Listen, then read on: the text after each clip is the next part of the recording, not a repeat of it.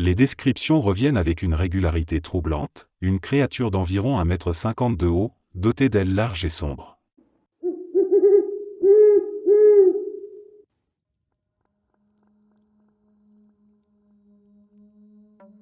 Le 2 novembre 1959, la journée était exceptionnellement froide. Le professeur Guedes do Amaral, biologiste et directeur d'un collège local, travaillait à son bureau. Par la fenêtre, il voyait le ciel bleu limpide du sud du Portugal, baigné par le soleil méditerranéen. Sans le froid, on aurait pu se croire en plein été.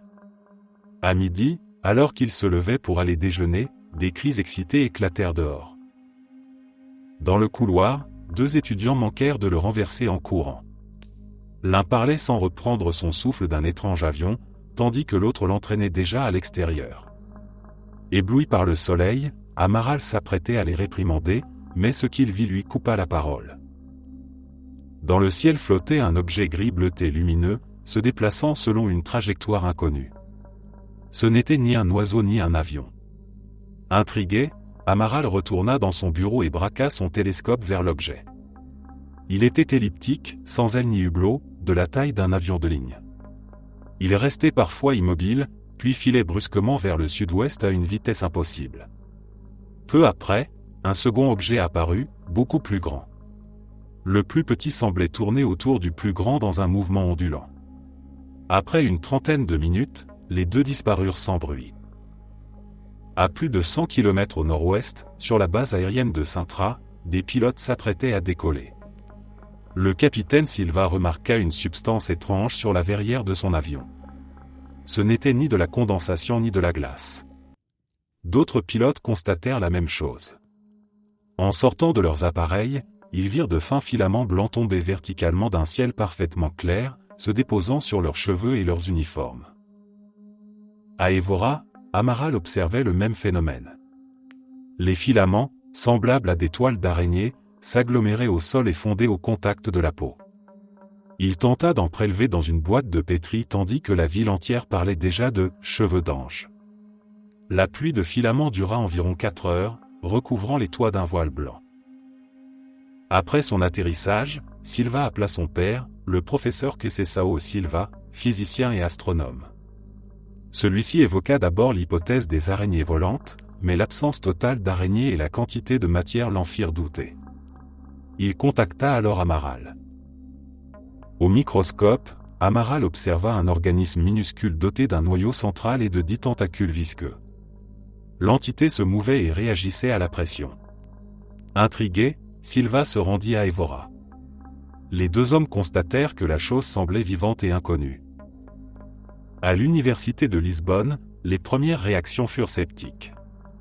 Pourtant, les analyses révélèrent un organisme jaune doté de tentacules rouges, capable de réflexes défensifs et d'une force surprenante.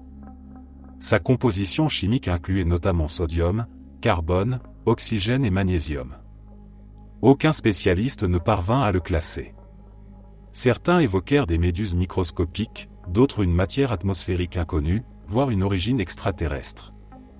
Aucune hypothèse ne fut réellement convaincante.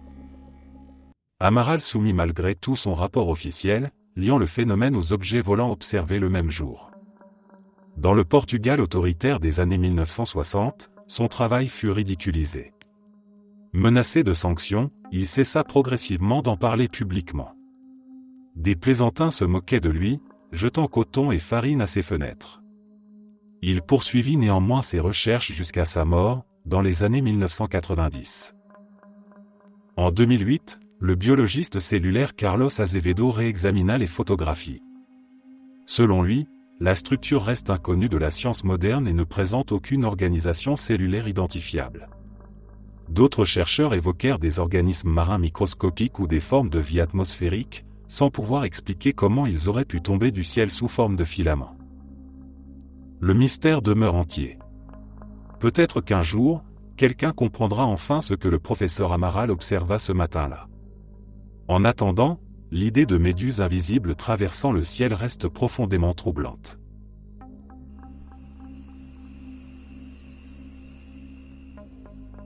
Pendant des années, une question apparemment anodine est devenue l'un des mystères industriels les plus intrigants d'Internet.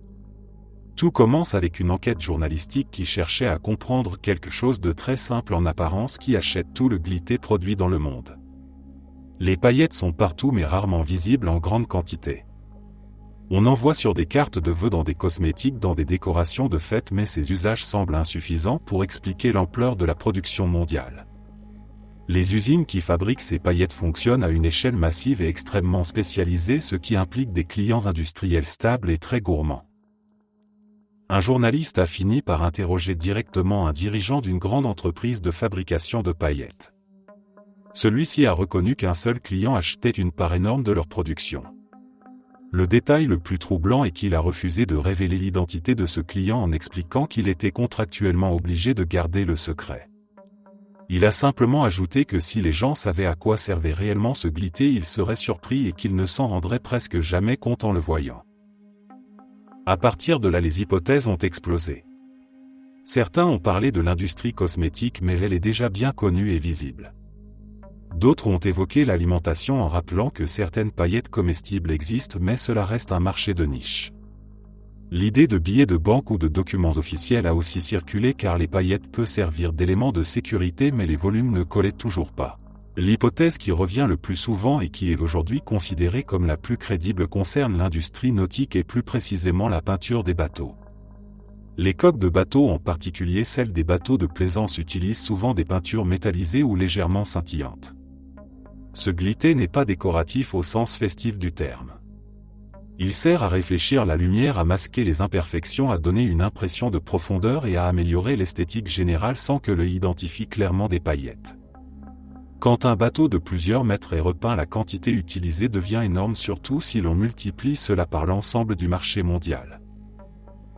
Ce qui rend cette hypothèse encore plus crédible est le fait que les fabricants de paillettes produisent des particules extrêmement spécifiques en taille, en forme et en résistance chimique.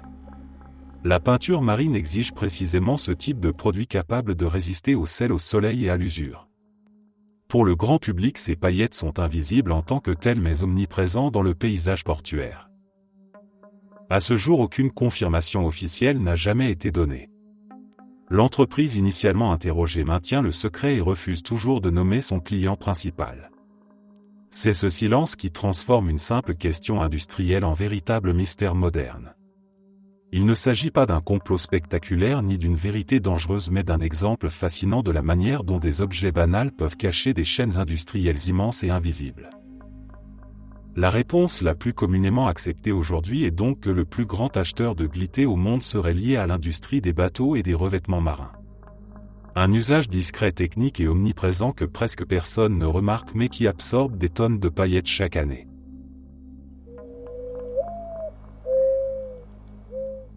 La Montagne Noire est une région vaste et accidentée du sud de la France, couverte de forêts épaisses, de sentiers étroits et de reliefs difficiles.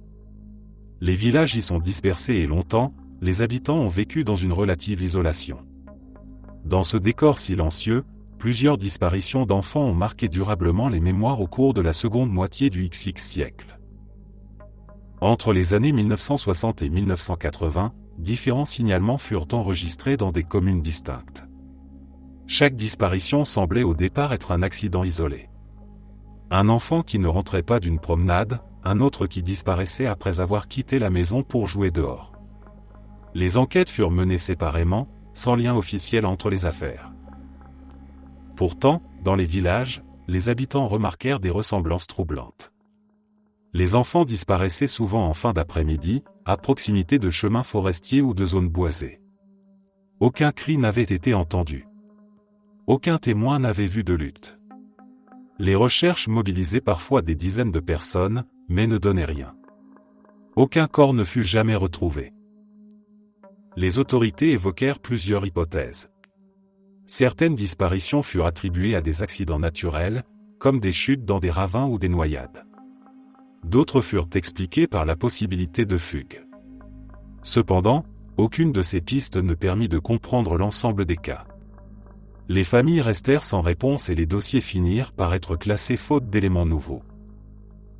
Avec le temps, des rumeurs commencèrent à circuler. Certains habitants parlaient d'un individu qui aurait agi sur plusieurs années, connaissant parfaitement la région et ses chemins discrets.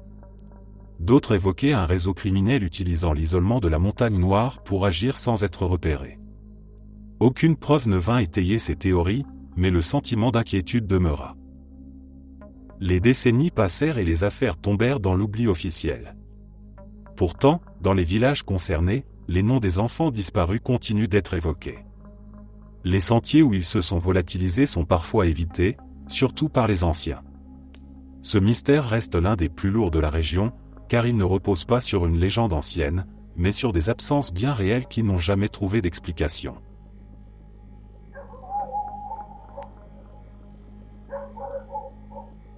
MCKM Manor est souvent présenté comme une simple attraction hantée extrême, mais dès que l'on commence à examiner son fonctionnement réel, cette étiquette devient rapidement insuffisante. Le concept officiel est séduisant sur le papier, une expérience immersive où le participant devient le héros d'un film d'horreur vivant sans acteur passif ni parcours balisé. Il n'y a pas de décor classique de maison hantée ni de monstres costumés surgissant derrière des rideaux. À la place, il y a une promesse de peur absolue personnalisée et poussée à des limites rarement vues dans le divertissement. Fondé par Russ MCKM, ancien militaire et passionné de films d'horreur, le Manor s'est d'abord présenté comme une attraction gratuite avec une récompense financière pour ceux qui parviendraient à aller jusqu'au bout. Très vite, cette promesse est devenue presque secondaire car personne ou presque n'a jamais terminé l'expérience. Les participants doivent signer une décharge juridique extrêmement longue, parfois plus de 40 pages, accepter une vérification médicale et fournir une vidéo attestant de leur consentement total. Tout cela est présenté comme une preuve de transparence et de légalité, mais pour beaucoup c'est déjà un signal d'alarme. Les récits de ceux qui sont entrés à MCKM Manor sont difficiles à lire. Il ne s'agit pas seulement de cris et de frayeurs, mais de privations sensorielles, de stress prolongé, d'humiliation verbale et parfois physique. Les participants peuvent être attachés, plongés dans l'eau, maintenus éveillés pendant de longues périodes ou soumis à des simulations de suffocation. Les acteurs ont un contrôle total sur le rythme et l'intensité et il n'existe pas de parcours prédéfini. Chaque expérience est conçue pour briser psychologiquement la personne en face en exploitant ses peurs personnelles identifiées lors des entretiens préalables. C'est précisément là que les critiques parlent de torture plutôt que de divertissement. Une maison hantée classique repose sur le consentement implicite à la peur, mais aussi sur des limites claires. Le visiteur sait que tout s'arrête à la sortie et que la sécurité est prioritaire. À MCKM Manor, ces frontières semblent volontairement floues. Certains témoignages évoquent des safe words ignorés ou rendus inopérants par des conditions physiques comme l'eau ou les bâillons. D'autres parlent de traumatisme durable bien après la fin de l'expérience. Russ MCKM de son côté rejette catégoriquement ces accusations. Il insiste sur le fait que tout est consensuel, que personne n'est forcé et que chaque participant peut quitter l'expérience à tout moment. Il affirme que le Manor n'est pas une attraction mais une épreuve mentale, un jeu psychologique qui teste la résilience humaine.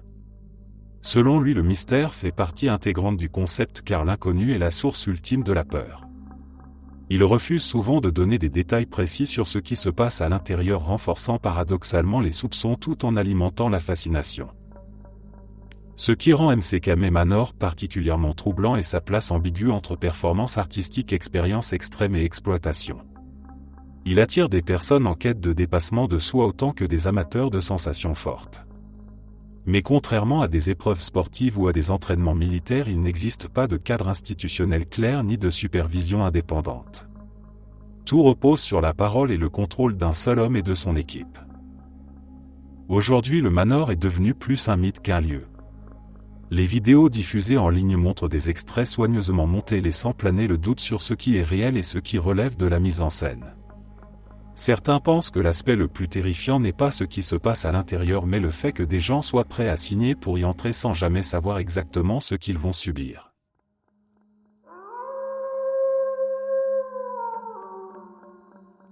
Perché à plus de 1200 mètres d'altitude, le lac de Guéry s'étend au milieu des montagnes d'Auvergne.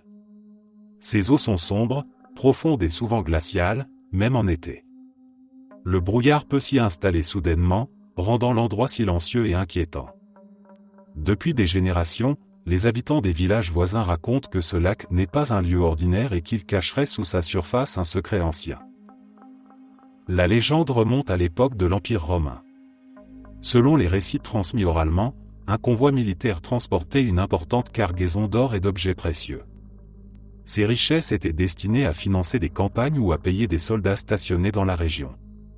En traversant les plateaux volcaniques, le convoi aurait été surpris par une tempête brutale. Le froid, la neige et le vent auraient rapidement désorienté les hommes.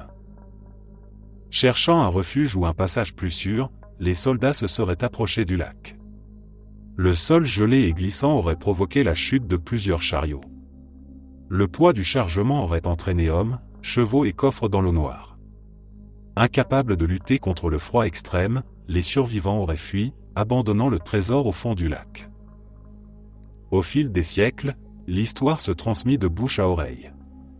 Les pêcheurs affirmaient parfois voir des formes inhabituelles sous la surface, surtout lorsque le soleil frappait l'eau à un certain angle. Certains parlaient de reflets dorés, d'autres de silhouettes rigides semblables à des roues ou à des coffres. Ces témoignages, impossibles à vérifier, renforcèrent la réputation mystérieuse du lac. Au début du XX siècle, plusieurs tentatives d'exploration eurent lieu. Des plongeurs amateurs, attirés par la légende, descendirent dans les profondeurs malgré une visibilité très faible et une eau extrêmement froide. Aucun trésor ne fut officiellement découvert. Certains plongeurs remontèrent toutefois troublés, évoquant une sensation de malaise intense, de désorientation ou de peur soudaine sans cause apparente. Les autorités locales finirent par interdire les recherches non encadrées, invoquant les dangers du site. Aucune preuve matérielle ne permit de confirmer l'existence du trésor. Pourtant, l'absence de découverte n'effaça pas la légende. Le lac de Guéry conserva son aura inquiétante, comme si le lieu refusait de livrer ce qu'il abritait.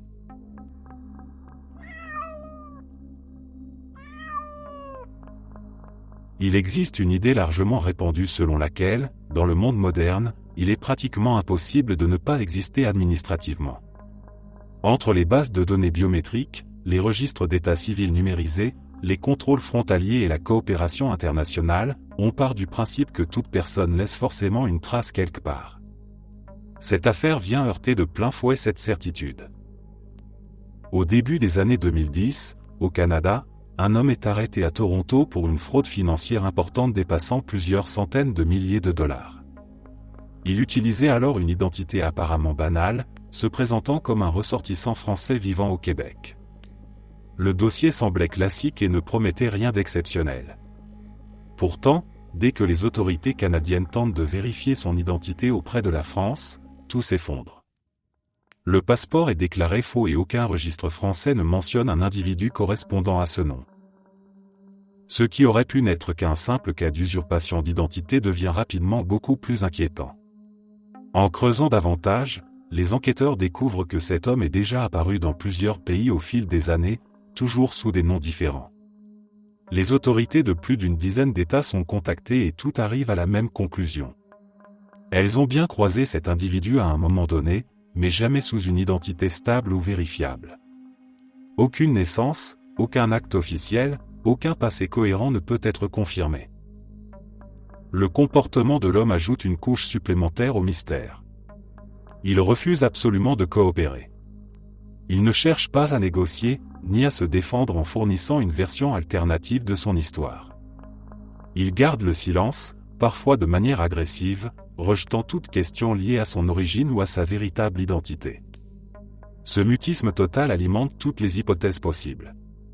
Certains y voient un manipulateur chevronné qui sait qu'une identité floue est sa meilleure protection.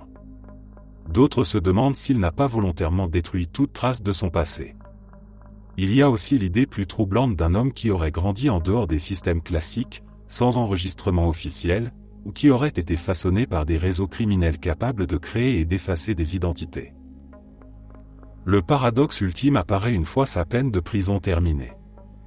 Normalement, un étranger condamné pour fraude serait expulsé vers son pays d'origine. Sauf qu'ici, aucun pays ne reconnaît cet homme comme l'un des siens. Sans nationalité prouvée et sans document valide, le Canada se retrouve coincé. Le libérer représente un risque, mais le déporter est juridiquement impossible. Le résultat est une situation absurde où un homme reste enfermé non pas pour un crime en cours, mais parce qu'il n'a littéralement nulle part où aller.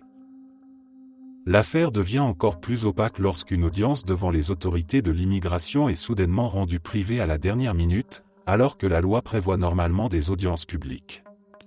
Aucune explication claire n'est fournie. Ce détail alimente la méfiance et les spéculations. Y a-t-il des informations sensibles que le public ne doit pas entendre? A-t-on découvert quelque chose de plus grave que de simples fraudes? Ou s'agit-il simplement d'un système embarrassé par ses propres limites? Ce cas met en lumière une faille inquiétante dans notre monde hyperconnecté. Il montre que l'effacement total d'une identité n'est peut-être pas aussi impossible qu'on le croit. Il pose aussi une question dérangeante. Si quelqu'un peut disparaître à ce point des radars officiels, combien d'autres personnes existent peut-être dans ces zones grises, ni vraiment libres, ni vraiment détenues, coincées dans un entre-deux juridique que personne n'avait anticipé?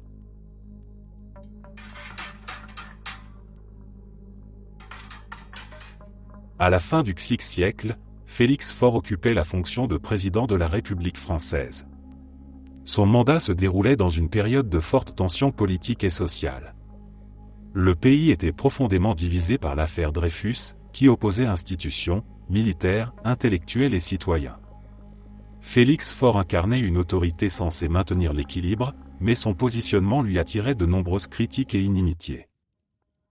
Le 16 février 1899, le président se trouvait au palais de l'Élysée, dans les salons réservés à son usage personnel. La journée avait suivi un déroulement ordinaire, entre réunions politiques et affaires d'État. En fin d'après-midi, Félix Faure demanda à ne pas être dérangé. Cette décision, banale en apparence, allait devenir l'un des éléments les plus commentés après sa mort. Peu de temps après, des membres du personnel furent appelés en urgence. Le président venait de s'effondrer. Les médecins présents à l'Élysée intervinrent rapidement, mais leurs efforts furent vains. Félix Faure fut déclaré mort sur place. L'annonce officielle parla d'une congestion cérébrale, une cause fréquente à l'époque pour expliquer une mort soudaine. Cependant, dès les premières heures, des rumeurs commencèrent à circuler dans les couloirs du pouvoir. On affirmait que le président n'était pas seul au moment du malaise. Une femme aurait été présente dans le salon privé, dans une situation que les autorités souhaitaient à tout prix dissimuler. Selon certains témoignages indirects, le personnel aurait reçu l'ordre de garder le silence et de modifier la disposition des lieux avant l'arrivée de certains responsables. L'absence d'une autopsie approfondie alimenta davantage le doute. À une époque où les pratiques médicales permettaient déjà des examens plus précis, ce refus parut suspect à de nombreux observateurs. Le gouvernement justifia cette décision par le respect dû à la fonction présidentielle et à la famille du défunt. Les funérailles furent organisées rapidement et avec un grand faste républicain. La cérémonie visait à projeter une image de stabilité et de continuité du pouvoir. Pourtant, dans les cafés, les journaux et les cercles politiques, les spéculations allaient bon train. Des caricatures circulèrent discrètement. Des phrases ironiques furent murmurées, laissant entendre que la vérité avait été étouffée. Avec le temps, la mort de Félix Faure devint un symbole. Elle représenta la frontière floue entre la version officielle et ce que beaucoup soupçonnaient être la réalité. Aucun document définitif ne fut jamais publié pour éclaircir les circonstances exactes de son décès. Le mystère persiste encore aujourd'hui, non pas tant sur la cause médicale de la mort, mais sur ce qui fut volontairement caché au nom de la raison d'État. L'idée que l'Amérique du Nord ait été totalement isolée de l'Europe jusqu'à l'arrivée de Christophe Colomb est profondément ancrée dans l'imaginaire collectif. Pourtant, certains objets viennent perturber ce récit trop propre, trop linéaire. Parmi eux, il y a une petite pièce d'argent, usée, banale en apparence, retrouvée sur une plage du Maine à la fin des années 1950, et qui continue de poser une question dérangeante sur l'étendue réelle des voyages vikings. En 1957, lors de fouilles archéologiques près de la côte du Maine, un homme met au jour une pièce qui sera plus tard identifiée comme un penny viking du XIe siècle, frappé sous le règne d'Olaf Kyr, roi de Norvège entre 1067 et 1093. Les analyses métallurgiques et stylistiques sont formelles. La pièce est authentique. Elle correspond parfaitement aux monnaies en circulation en Scandinavie à la fin de l'âge viking. Contrairement à beaucoup d'objets controversés, il n'y a pas de réel débat scientifique sur son origine ou sur son âge. Ce qui trouble les chercheurs, c'est son emplacement. La pièce provient d'un site amérindien, au milieu d'artefacts indigènes clairement datés d'avant le contact européen officiel. Aucun objet colonial, aucun signe de contamination moderne, rien qui suggère un dépôt récent ou une plaisanterie. La majorité des spécialistes s'accordent pour dire que la découverte elle-même est légitime, ce qui rend la question de sa présence encore plus difficile à éluder. Pour comprendre comment une pièce norvégienne du XIe siècle a pu se retrouver sur la côte du Maine, il faut élargir le regard au monde viking dans son ensemble. Les Scandinaves de cette époque n'étaient pas seulement des pillards côtiers. Ils étaient aussi des commerçants infatigables, reliant l'Atlantique Nord, la Baltique, les fleuves russes et même le monde islamique par des réseaux d'échanges complexes. Des monnaies arabes ont été retrouvées en Suède et des objets scandinaves ont émergé en Asie centrale. Dans ce contexte, une pièce voyageait souvent bien plus loin que son propriétaire d'origine. On sait aujourd'hui avec certitude que les Vikings ont atteint l'Amérique du Nord.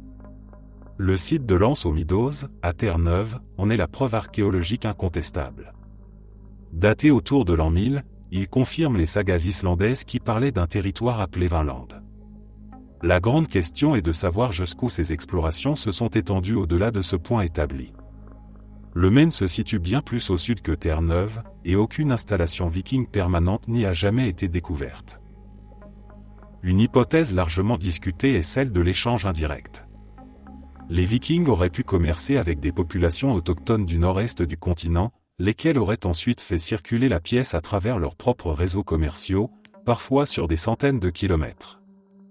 Les sociétés amérindiennes disposaient déjà de routes d'échange étendues bien avant l'arrivée des Européens, et un objet exotique en argent aurait eu une valeur symbolique ou pratique suffisante pour être conservé et transmis.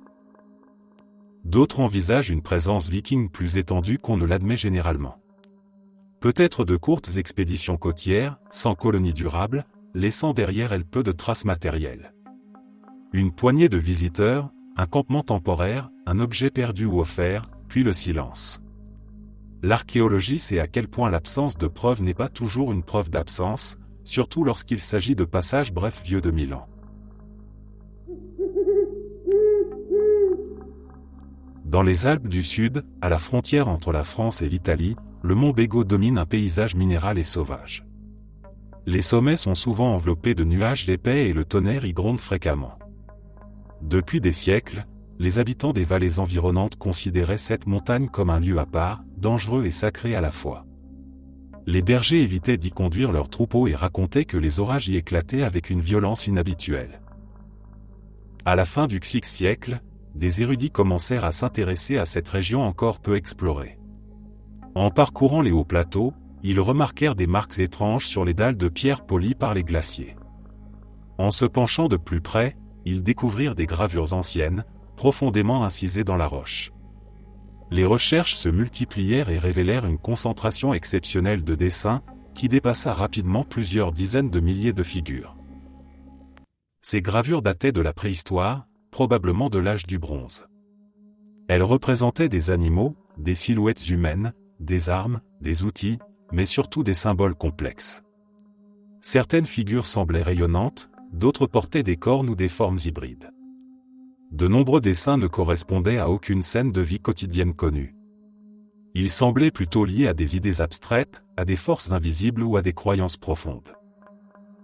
Le choix du lieu renforçait le mystère. Le mont Bégo est l'un des endroits de la région les plus exposés à la foudre. Les éclairs y frappent fréquemment les rochers, provoquant des sons impressionnants et des vibrations perceptibles à distance. Les chercheurs pensent que les peuples préhistoriques associaient ces phénomènes à des divinités puissantes. Graver la pierre pouvait être un acte rituel, destiné à communiquer avec ces forces ou à leur rendre hommage. Certains ensembles de gravures semblent organisés selon des orientations précises. Cela a conduit à l'hypothèse d'un lien avec le ciel, les saisons ou les cycles agricoles. D'autres spécialistes estiment qu'il s'agissait d'un langage symbolique réservé à une élite religieuse ou chamanique. Chaque génération aurait ajouté de nouvelles gravures, perpétuant un rituel dont le sens exact s'est perdu avec le temps. Malgré des décennies d'études, aucune interprétation définitive n'a été acceptée par tous. Le mont Bégo reste un immense livre de pierre dont les pages sont visibles, mais dont la langue demeure incomprise. Aujourd'hui encore, les visiteurs ressentent souvent un étrange sentiment de solitude et de respect en parcourant ces dalles gravées, comme si la montagne conservait la mémoire d'un culte oublié.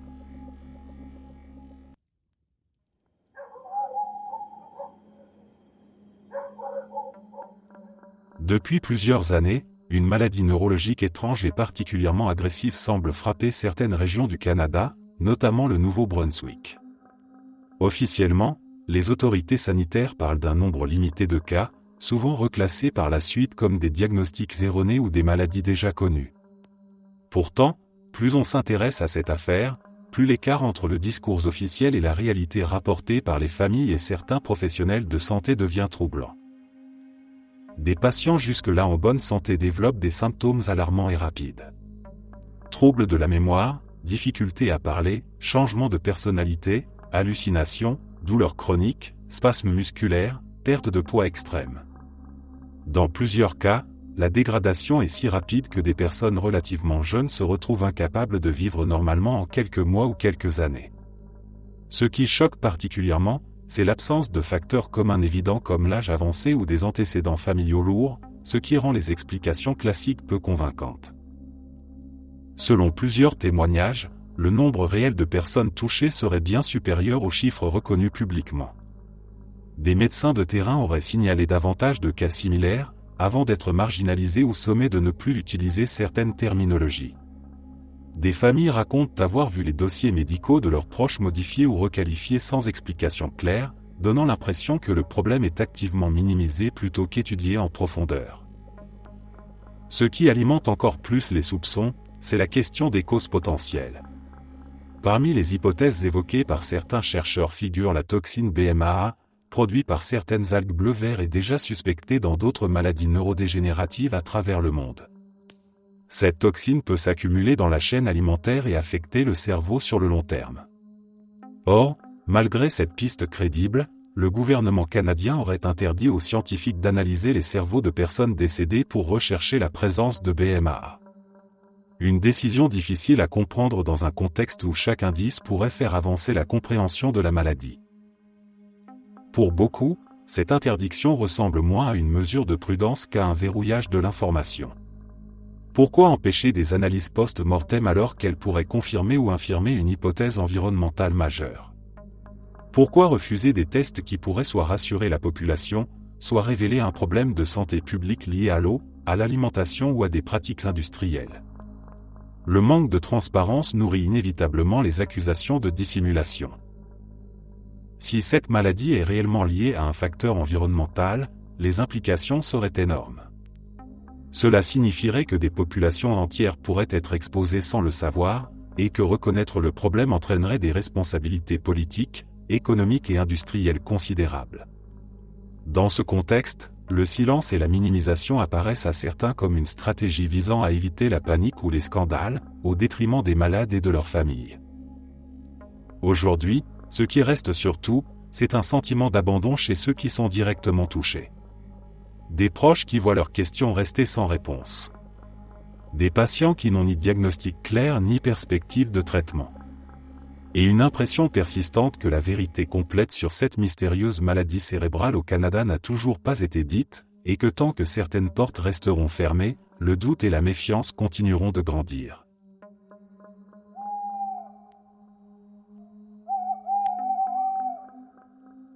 Au début du XVIe siècle, Beauchesne était un hameau presque oublié, niché dans une zone boisée de l'Orne. Peu de voyageurs s'y aventuraient, car les chemins étaient étroits, boueux et difficiles d'accès. Le village comptait une dizaine de maisons en pierre, construites autour d'une petite chapelle. Un cimetière simple, entouré d'un muret bas, se trouvait à l'écart. Les habitants vivaient principalement de l'élevage, de la coupe du bois et de quelques cultures vivrières. La communauté était réduite mais très soudée.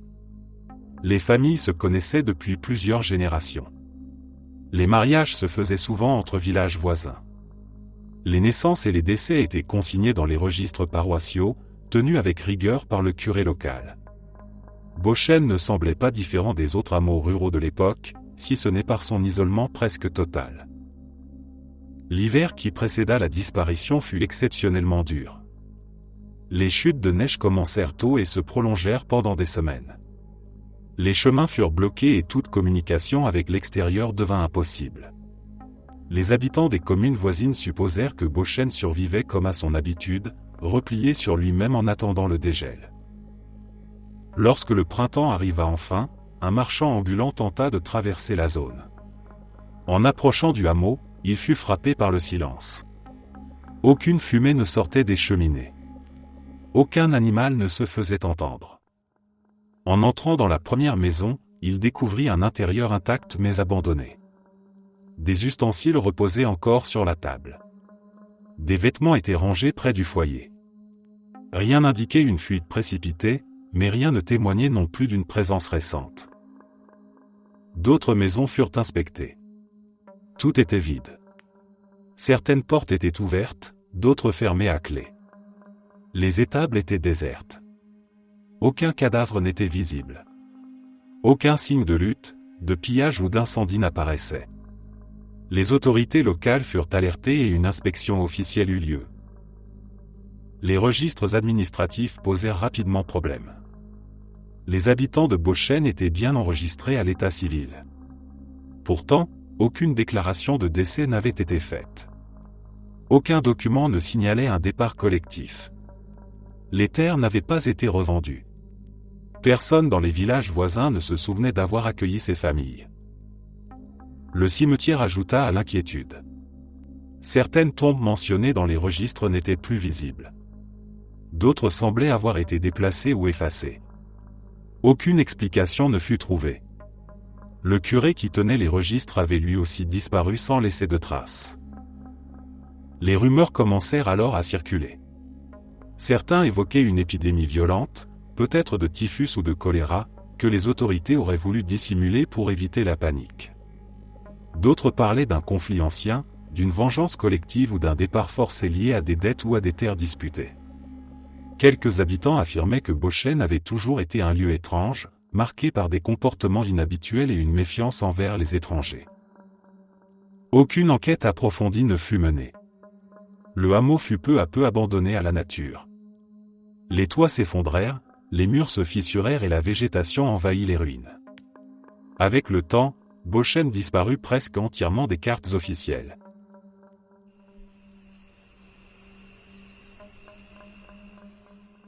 Il y a 99 ans, la découverte de ce qui s'était passé dans une ferme isolée de Bavière allait marquer à jamais l'histoire criminelle allemande. Le crime de Hinterkaifeck n'est pas seulement resté dans les mémoires par sa brutalité extrême, mais aussi par le sentiment persistant que quelqu'un est passé entre les mailles du filet, laissant derrière lui une énigme qui continue de hanter enquêteurs et passionnés de faits divers près d'un siècle plus tard. La ferme de Hinterkaifeck se trouvait dans une zone rurale, relativement isolée, appartenant à la famille Grubé. Andreas Grubé, sa femme Casilia, leur fille Victoria et les 2 enfants de cette dernière vivaient sur place, accompagnés d'une nouvelle domestique arrivée seulement quelques heures avant les faits. Le 31 mars 1922, tous furent assassinés à coups de pioche ou d'un outil similaire. Les corps de 4 membres de la famille furent retrouvés empilés dans la grange, attirés un par un dans un piège mortel, tandis que la domestique et le plus jeune enfant furent tués à l'intérieur de la maison. Ce qui rend l'affaire encore plus glaçante, ce sont les détails entourant le crime.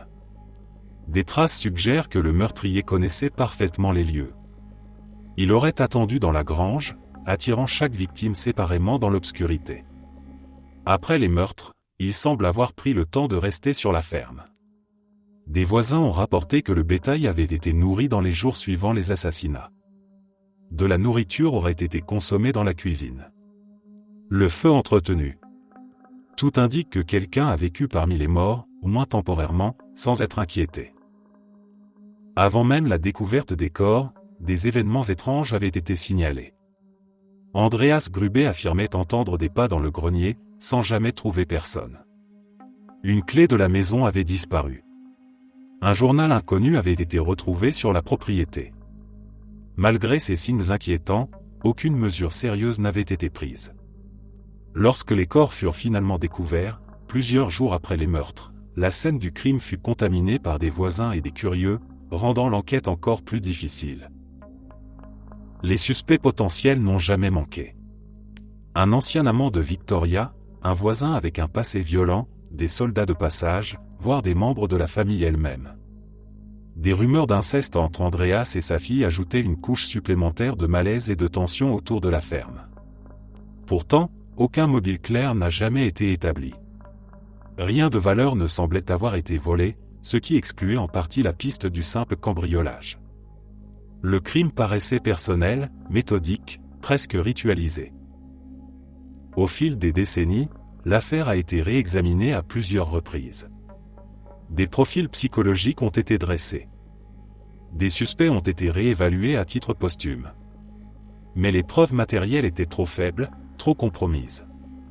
La ferme elle-même fut démolie peu après, effaçant l'un des derniers lieux physiques liés au drame. Aujourd'hui, il ne reste qu'un mémorial discret à l'endroit où se dressait Interkefek. Ce qui continue de fasciner, c'est cette impression dérangeante que le meurtrier a non seulement échappé à la justice, mais qu'il a agi avec un sang-froid et une assurance troublante. Quelqu'un qui connaissait la famille. Quelqu'un qui n'avait pas peur de rester sur place après avoir tué 6 personnes. Quelqu'un qui n'a jamais été identifié.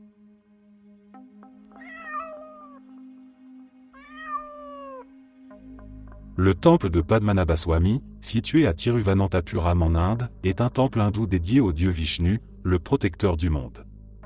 Le temple fut initialement construit au VIe siècle après Jésus-Christ, puis rénové par la famille royale de Travancore 10 siècles plus tard. Recouvert d'or, le temple de Padmanabhaswamy est le temple hindou le plus riche du monde. Cependant, son opulence ne se limite pas à son impressionnant extérieur doré.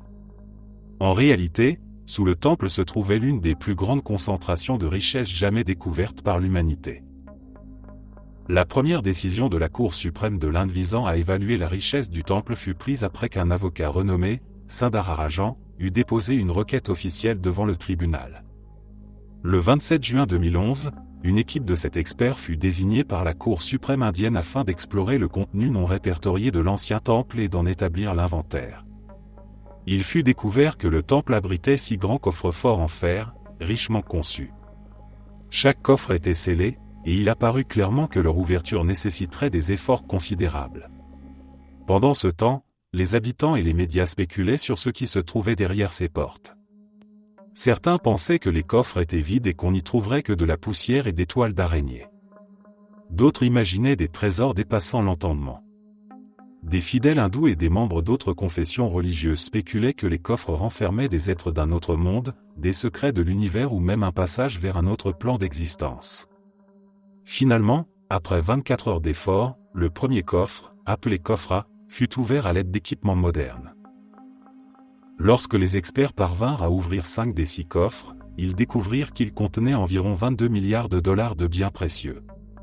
Ces richesses comprenaient des bijoux, de l'or, de l'argent, des diamants, des artefacts incrustés de pierres précieuses, des idoles et statues en or, des vêtements cérémoniels, plus de 900 kilos de monnaie provenant de l'Inde et de plusieurs autres pays, ainsi qu'un trône serti de diamants conçu pour Vishnu.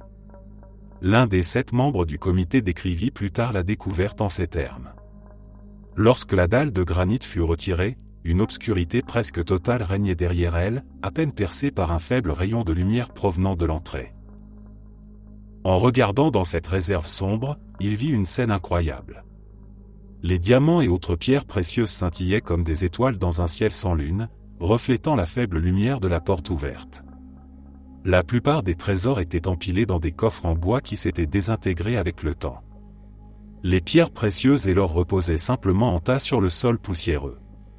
Il déclara n'avoir jamais rien vu de tel. Ces objets, accumulés depuis le VIe siècle, étaient des offrandes faites au dieu Vishnu. Les dynasties et les rois faisaient traditionnellement don de leurs richesses et de leurs biens au temple. À des fins de documentation, les 6 coffres ont été désignés par les lettres A, B, C, D, E et F. Le seul coffre qui n'a jamais été ouvert est le coffre principal, appelé coffre B. Les experts constatèrent que le coffre B résistait obstinément à toutes leurs tentatives. Non seulement il ne put y accéder, mais il se distinguait également visuellement des autres coffres. Tout d'abord, le coffre B ne présentait aucun moyen d'entrée apparent, comme des serrures, des boulons, des charnières ou des loquets. Ensuite, il se trouvait derrière 2 antichambres. Enfin, le coffre B était orné de l'image de 2 serpents de chaque côté, ce qui amena certaines personnes à interpréter ces symboles comme des signes de mal et de destruction. Au fil des années, d'innombrables légendes ont entouré ce coffre resté fermé, mêlant réalité et fiction. L'une d'elles affirme que le coffre est scellé par des ondes sonores magiques qui ne pourraient être activées que si un puissant dévot hindou récitait un mantra secret aujourd'hui perdu. Selon cette croyance, quiconque profanerait ce lieu sacré serait frappé d'une malédiction.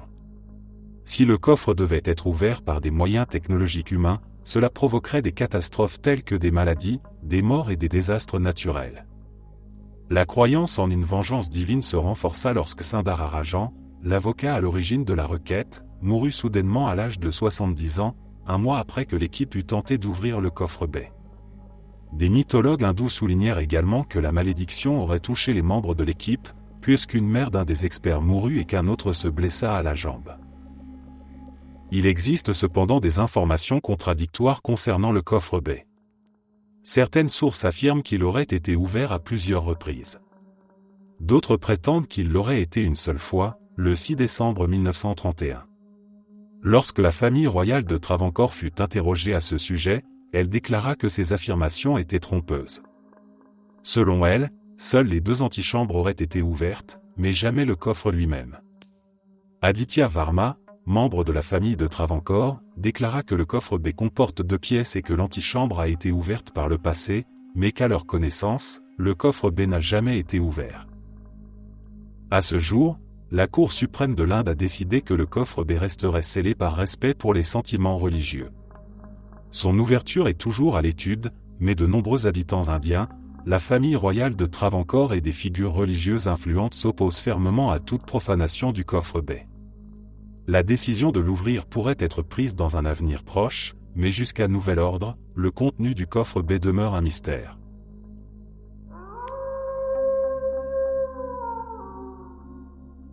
L'histoire commence avec une icône de la pop au sommet de sa carrière, une célébrité omniprésente à la télévision, sur les ondes radio et dans la culture populaire. Paula Abdul n'était pas seulement une chanteuse à succès, elle était aussi une danseuse reconnue et une chorégraphe respectée, notamment pour les Jackson. Puis, au milieu des années 1990, un événement dramatique est évoqué, un crash d'avion privé censé avoir bouleversé sa vie à jamais. Le problème, c'est que cet accident semble n'avoir laissé aucune trace vérifiable. Selon Paula Abdul elle-même, l'accident aurait eu lieu en 1992 lors d'un vol privé reliant une ville à une autre pendant sa tournée. L'avion se serait écrasé, causant de graves blessures physiques, notamment des traumatismes à la colonne vertébrale et des douleurs chroniques qui la poursuivront pendant des décennies. Elle a expliqué à plusieurs reprises que cet événement avait marqué un tournant dans sa vie, affectant sa santé, sa carrière et contribuant à sa dépendance ultérieure aux médicaments contre la douleur.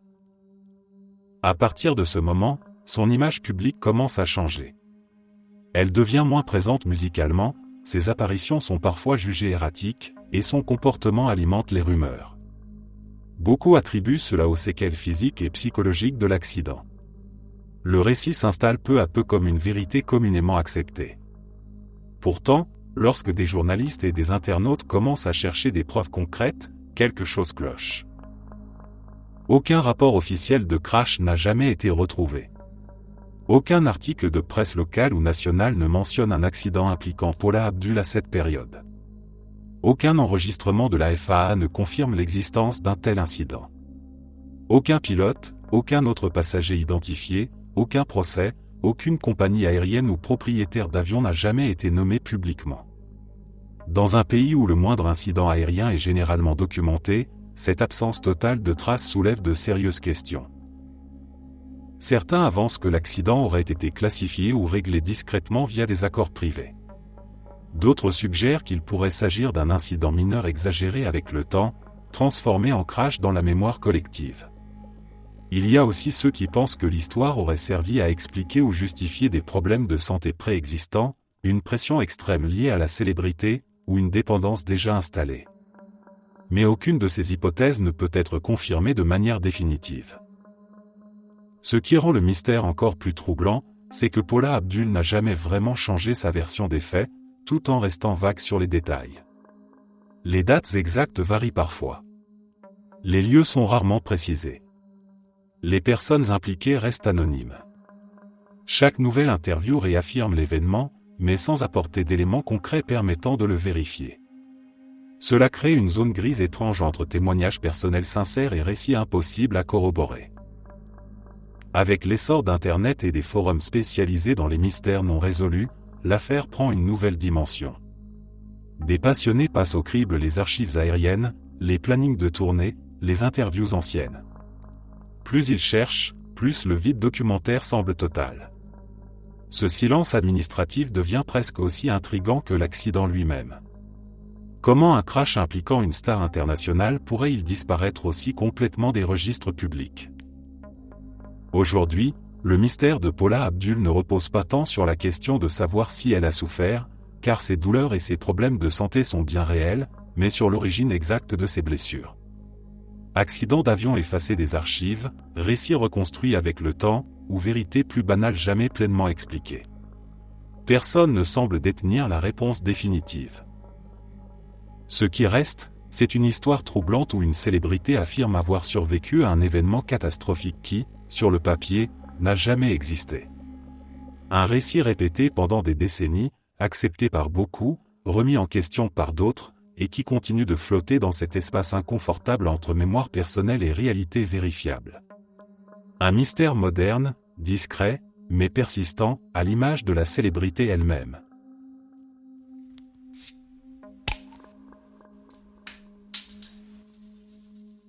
Jean Gicane, titre honorifique qui a souvent remplacé son nom de naissance Temujin, est né entre 1151 et 1162. Il existe très peu de sources sur sa jeunesse et celles qui subsistent se contredisent. Ce que l'on sait avec un certain degré de certitude, c'est qu'il serait né à Deluin-Boldog, près de la montagne Burkan-Kaldin et des rivières Onon et Kerlen, dans le nord de la Mongolie. La plupart des gens ont au moins une connaissance générale de la vie de Jean Gicane. Fondateur de l'Empire mongol et premier grand khan, il régna sur l'un des plus vastes empires de l'histoire. Souvent considéré comme le plus grand conquérant du monde, il unifia les tribus mongoles jusque-là fragmentées et mena de nombreuses campagnes victorieuses et extrêmement brutales à travers l'Eurasie. Fait intéressant, malgré la violence de ses conquêtes, Jean Gicane était connu pour sa tolérance religieuse et pour son soutien aux arts. Durant son règne, on pense qu'il fit construire plus de ponts que n'importe quel autre dirigeant de l'histoire. Il institua également le concept d'immunité diplomatique et contribua à la renaissance de la route de la soie grâce à un service postal et à la protection accordée aux marchands. Vers le mois d'août 1227, Jean Gicane mourut. Bien que l'on sache que cela se produisit durant la chute de Yinchuan, la cause exacte de sa mort reste inconnue. Beaucoup l'attribuent à une blessure reçue au combat, tandis que d'autres évoquent une maladie, une chute de cheval ou un accident de chasse. Selon un récit apocryphe, il aurait été poignardé par une princesse prise comme butin de guerre. Les Mongols avaient des tabous très stricts concernant la mort, ce qui rendait les témoignages imprécis et, combiné aux temps écoulés, il est aujourd'hui impossible de déterminer laquelle de ces versions est vraie. Quoi qu'il en soit, il était mort. Conformément aux traditions de sa tribu, Jean Gicane avait demandé à être enterré sans aucune marque distinctive. Son corps fut ramené dans le nord de la Mongolie, probablement près de son lieu de naissance, et enterré quelque part le long de la rivière Onon et des montagnes de Burkan-Kaldin. D'autres légendes affirment qu'il aurait souhaité être enterré directement sur le mont Burkan-Kaldin. Selon un autre récit, lui aussi probablement apocryphe et rapporté par Marco Polo, ses funérailles auraient réuni plus de 2000 personnes, lesquelles auraient ensuite été tuées par son armée. Les soldats auraient à leur tour été tués par le cortège funéraire, qui aurait ensuite tué toute personne croisant son chemin pendant le transport du corps vers son lieu de repos final.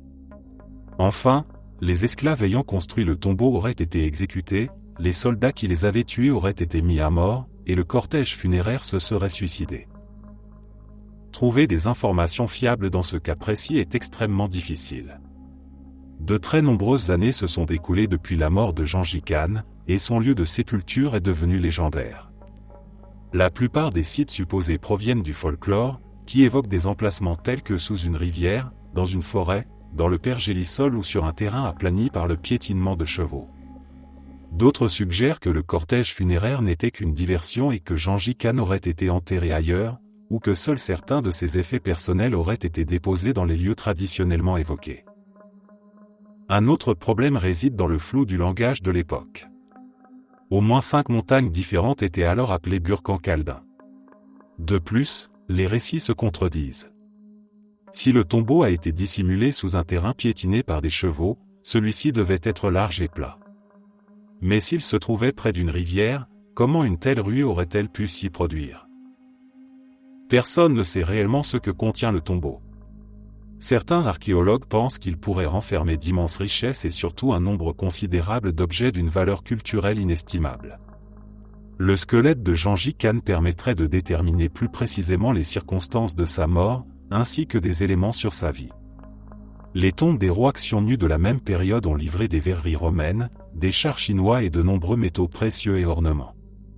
Toutefois, si le tombeau de Gengis Khan est similaire à ceux des rois xiongnu, un problème majeur se pose. Ces tombes étaient enterrées à plus de 20 mètres de profondeur dans des chambres en bois et n'étaient signalées que par un carré de pierre. Si ces pierres n'existent pas, ce qui est probable dans le cas de Gengis Khan, localiser la tombe serait extrêmement difficile. Comme l'a dit un archéologue, ce serait comme chercher une aiguille dans une botte de foin sans savoir à quoi ressemble l'aiguille. Après la mort de Gengis Khan, la zone générale de son enterrement, couvrant plus de 240 miles carrés, fut déclarée Ikorig, ce qui signifie le grand tabou, et fut interdite à presque tout le monde. Toute intrusion était punie de mort. Même en 1924, lorsque la Mongolie devint la République populaire mongole de l'URSS, la région resta inaccessible sous le nom de zone hautement restreinte. L'une des rares expéditions autorisées, menée par un groupe d'archéologues français, se solda par la mort de 2 hommes et par des rumeurs de malédiction, renforcées par des accidents malheureux survenus lors d'expéditions ultérieures. Ce n'est que depuis une trentaine d'années que la zone a été légèrement ouverte. Dans les années 1990, une expédition conjointe japonaise et mongole visant à retrouver le tombeau fut annulée à la suite de manifestations publiques. Malgré l'absence de découvertes majeures, les progrès de l'archéologie non invasive, notamment l'utilisation de drones, ont ravivé l'espoir et plusieurs expéditions sont toujours en cours. En 2004, la découverte des ruines du palais de Gengis Khan a conduit certains à penser que des indices sur son lieu de sépulture pourraient y être trouvés, mais rien n'a encore été mis au jour. En 2016, une équipe française a identifié ce qui pourrait être un tumulus au sommet de Burkhan-Khaldun. Malheureusement, cette hypothèse n'a pas encore pu être vérifiée, car le site est un lieu de pèlerinage religieux et l'équipe n'avait pas l'autorisation du gouvernement local pour effectuer des fouilles.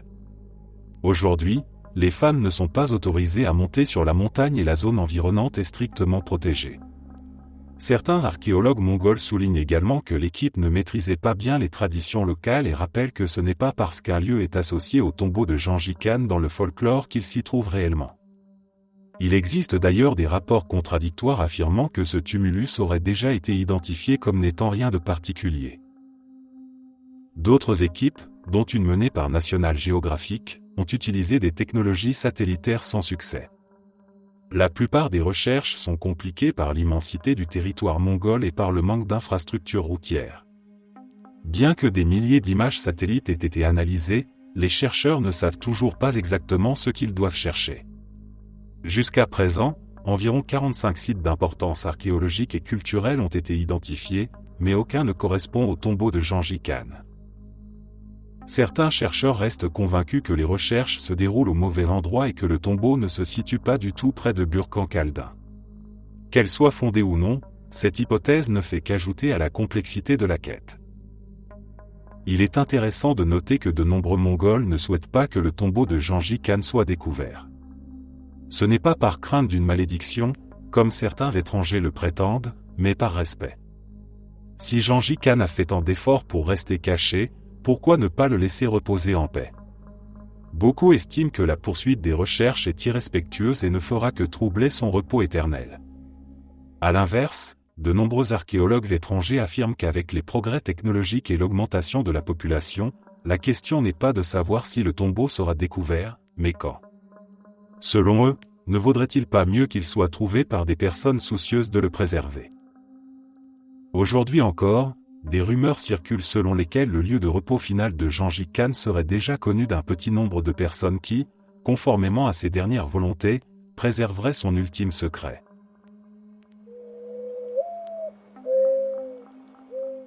L'histoire commence en 1991, dans une famille tout à fait ordinaire, lorsque Georg Gorgo, un agriculteur roumain d'une soixantaine d'années, annonce à ses proches qu'il part pour un court voyage d'affaires. Rien d'inhabituel à première vue. Il quitte son domicile comme il l'a déjà fait de nombreuses fois auparavant, sans laisser penser que ce départ sera différent des autres. Puis il ne revient pas. Les jours passent, puis les semaines, et très vite l'évidence s'impose. Georg Gorgo a disparu sans laisser la moindre trace. Sa famille alerte les autorités, des recherches sont menées, mais aucune piste sérieuse n'émerge. Aucun témoin, aucun appel, aucun mouvement bancaire, aucun corps. Avec le temps, l'affaire s'enlise et finit par rejoindre la longue liste des disparitions non résolues. Pour ses proches, l'absence devient une douleur permanente, mêlée d'incompréhension et d'espoir ténu. Les années passent, puis les décennies. Georg est officiellement présumé mort, même si personne n'a jamais pu expliquer ce qui lui est arrivé. 30 ans plus tard, en 2021, un événement aussi soudain qu'inexplicable bouleverse cette certitude. Une voiture s'arrête devant la maison familiale. Un homme en descend, silencieux, visiblement désorienté. Il s'agit de Georg Gorgo. Le même homme qui avait disparu en 1991. Il porte exactement les mêmes vêtements que le jour de sa disparition, des habits désormais complètement démodés mais étonnamment en bon état. Il n'a presque pas vieilli physiquement, du moins pas autant que l'on pourrait s'y attendre après 3 décennies d'errance ou de vie précaire. Le plus troublant reste son état mental. Georg ne se souvient de rien. Aucune mémoire de ses 30 années disparues. Il ne sait pas où il a vécu, ni avec qui, ni ce qui lui est arrivé. Les médecins diagnostiquent une amnésie profonde, sans être capables d'en identifier clairement la cause. Pourtant, malgré cette absence totale de souvenirs, son état de santé général est étonnamment bon. Il ne montre pas les signes habituels de négligence, de malnutrition ou de vie dans la rue. Au contraire, tout indique qu'il a été pris en charge, nourri, soigné, protégé. Rapidement, les questions se multiplient. Qui l'a déposé devant sa maison? Pourquoi maintenant? Où était-il pendant tout ce temps? Aucun document officiel ne permet de retracer son parcours. Aucun hôpital, aucun foyer, aucune institution ne le reconnaît. Il ne possède aucun objet personnel permettant de remonter le fil de son histoire. La voiture qui l'a ramené n'a jamais été identifiée. Personne ne s'est manifesté pour expliquer son absence ou son retour.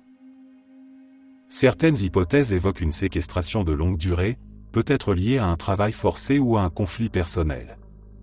D'autres parlent d'un trouble dissociatif extrême, ou d'une vie reconstruite sous une autre identité, effacée par un choc psychologique ou neurologique. Il y a aussi des théories plus marginales, alimentées par l'étrangeté de la situation, qui parlent d'expériences clandestines ou de disparitions volontaires suivies d'un retour orchestré. Mais aucune de ces pistes ne repose sur des preuves concrètes. Le cas de Georg Gorgo est d'autant plus perturbant qu'il défie notre compréhension habituelle du temps et de la disparition. Contrairement à d'autres histoires où une personne réapparaît après des années avec un récit partiel ou confus, ici il n'y a absolument rien.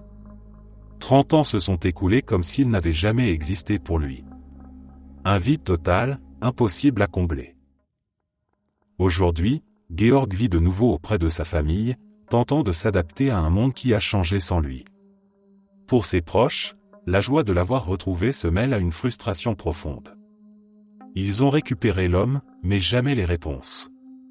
Le mystère de ces 30 années perdues demeure entier, faisant de cette affaire l'un des cas de disparition et de réapparition les plus déroutants de l'époque moderne.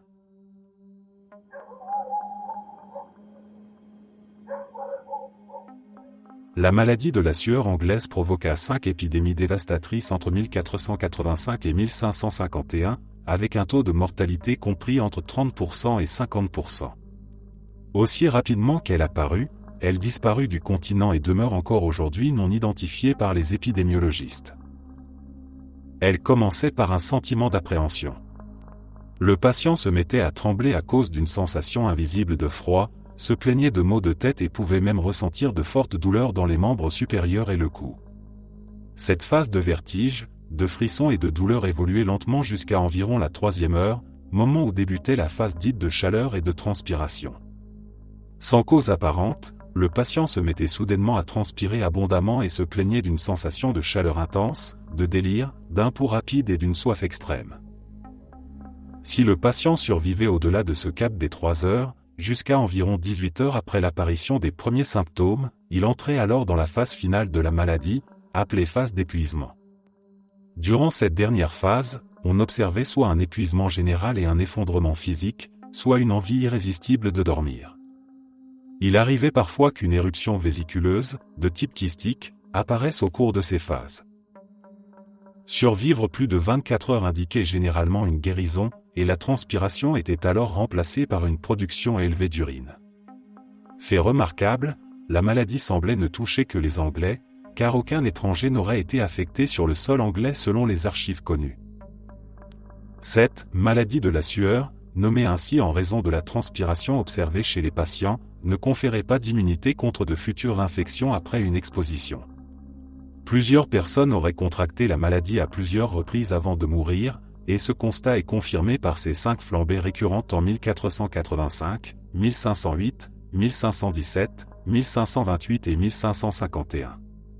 Il n'était d'ailleurs pas rare que les patients subissent plusieurs attaques, et la maladie survenait le plus souvent durant les mois d'été.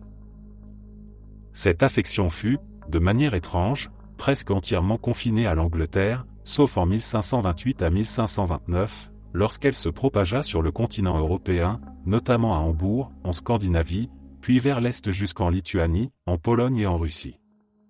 Il est intéressant de noter qu'elle ne se propagea ni en France ni en Italie. En ce qui concerne le temps d'incubation, c'est-à-dire la durée nécessaire aux particules virales ingérées pour se multiplier suffisamment afin de provoquer des symptômes, les sources les plus fiables sont liées aux déplacements militaires et aux rapports de maladies qui s'ensuivirent.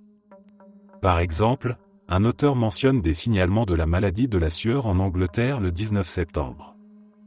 Par la suite, d'autres documents évoquent la maladie parmi les troupes d'Henri VII pendant ou après l'arrivée de l'armée au pays de Galles le 7 août, ainsi qu'après la bataille de Bosworth le 22 août. Cela suggère que la période d'incubation pouvait varier de 1 à 29 jours après l'exposition. Contrairement à de nombreuses épidémies médiévales, la maladie de la sueur ne touchait pas principalement les jeunes et les personnes âgées, dont le système immunitaire est plus fragile, mais plutôt les individus d'âge moyen et actifs professionnellement, en particulier les hommes riches issus des classes supérieures. En raison de certains rapports faisant état de cas survenus entre les grandes flambées, il a été suggéré que les rats pourraient avoir été le vecteur de la maladie. Si la sueur était effectivement transmise par les rongeurs, le rat noir serait alors le principal suspect. La maladie de la sueur apparaissait et disparaissait de manière géographiquement aléatoire. La durée et la mortalité des épidémies variaient, par exemple la 3e flambée de 1517 fut plus meurtrière que la seconde de 1508. Pour de nombreuses raisons, notamment l'irrégularité des épidémies, la transmission d'homme à homme est considérée comme peu probable, en raison de la limitation géographique de la maladie à l'Angleterre, malgré l'existence d'échanges commerciaux par voie maritime.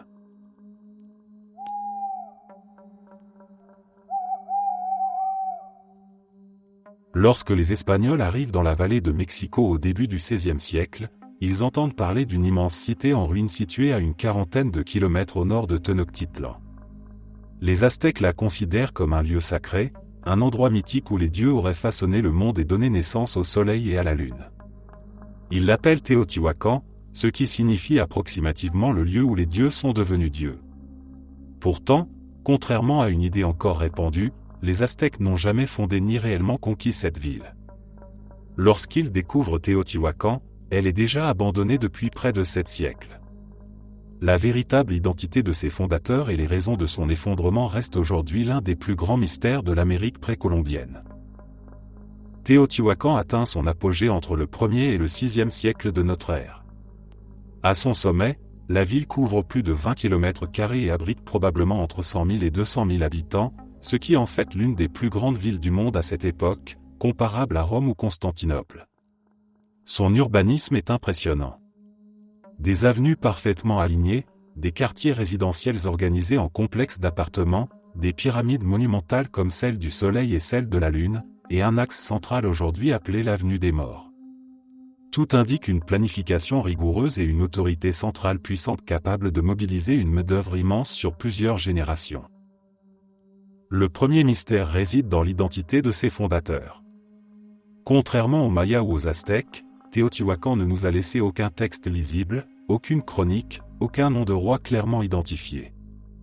Les archéologues ignorent même comment ses habitants se nommaient eux-mêmes. Plusieurs hypothèses existent. Certains chercheurs pensent que la ville a été fondée par des populations locales issues de cultures plus anciennes de la vallée de Mexico. D'autres avancent une origine multiethnique dès le départ, avec des groupes venus de différentes régions mésoaméricaines attirés par un centre économique et religieux en plein essor. Les fouilles montrent en effet des quartiers où cohabitaient des populations d'origines variées, notamment Apotèques, Mixtèques et Mayas, ce qui suggère une ville cosmopolite bien avant l'heure. Un autre élément troublant est l'absence apparente de souverain unique clairement identifiable. Contrairement à d'autres grandes civilisations, Téotihuacan ne semble pas avoir glorifié des rois par des statues ou des tombes monumentales. Le pouvoir pourrait avoir été exercé par une élite collective, peut-être religieuse ou administrative, ce qui aurait contribué à la stabilité de la ville pendant plusieurs siècles. Cette organisation atypique complique encore davantage notre compréhension de son fonctionnement interne. Téotihuacan n'était pas seulement une métropole régionale. Son influence s'étendait sur une grande partie de la Mésoamérique. On retrouve des objets, des styles artistiques et même des quartiers téotihuacans dans des cités mayas situées à plus de 1000 km, comme Tikal. Cela suggère soit une domination politique indirecte, soit un réseau commercial et idéologique extrêmement puissant. Certains chercheurs parlent même d'un empire, bien que sa forme exacte reste débattue. Puis vient la question la plus fascinante et la plus sombre. Pourquoi une ville aussi puissante s'est-elle effondrée? Vers le milieu du VIe siècle, Téotihuacan entre dans une phase de déclin brutal. Des couches de cendres et des traces d'incendie montrent que des bâtiments majeurs, notamment les palais de l'élite, ont été incendiés de manière systématique. Il ne s'agit pas d'une catastrophe naturelle isolée mais d'une destruction ciblée. Cela laisse penser à une révolte interne, une guerre civile ou un soulèvement populaire contre les classes dirigeantes. D'autres facteurs ont probablement aggravé la situation.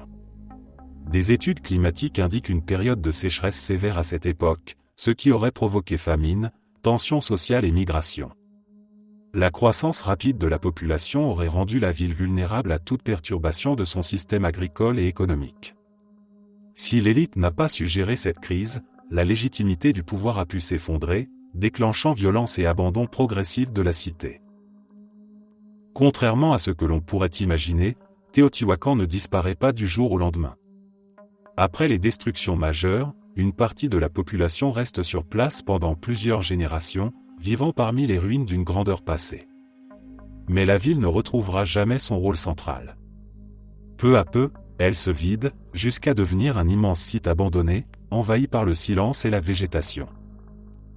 Lorsque les Aztèques découvrent Téotihuacan des siècles plus tard, ils sont frappés par son immensité et par l'aura de mystère qui s'en dégage. Incapables d'imaginer que des humains aient pu bâtir quelque chose d'aussi colossal sans l'aide des dieux, ils intègrent la ville à leur mythologie. Cette fascination contribue à préserver le site, mais aussi à brouiller les pistes historiques. La plupart des gens connaissent l'histoire du joueur de flûte de Hamelin. Il existe plusieurs versions de la légende et, bien que les détails varient légèrement, le principe reste toujours le même.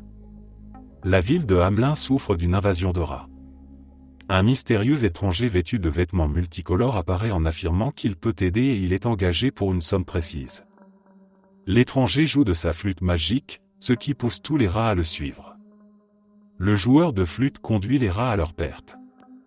Dans certaines versions, il se noie dans la rivière, dans d'autres le sort exact n'est pas précisé. Il revient ensuite réclamer son paiement. Cependant, la ville refuse de le payer. Furieux, le joueur de flûte joue à nouveau de sa flûte, mais cette fois ce sont les enfants de la ville qui le suivent.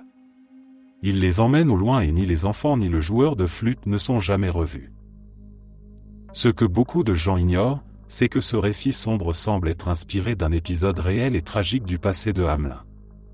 Une plaque apposée sur la « maison du joueur de flûte », datant de 1602, porte l'inscription suivante. En l'an 1284, le 26 juin, jour de la Saint-Jean et Saint-Paul, 130 enfants nés à Hamelin furent conduits hors de la ville par un joueur de flûte portant des vêtements multicolores. Après avoir passé le calvaire près du Koppenberg, ils disparurent à jamais.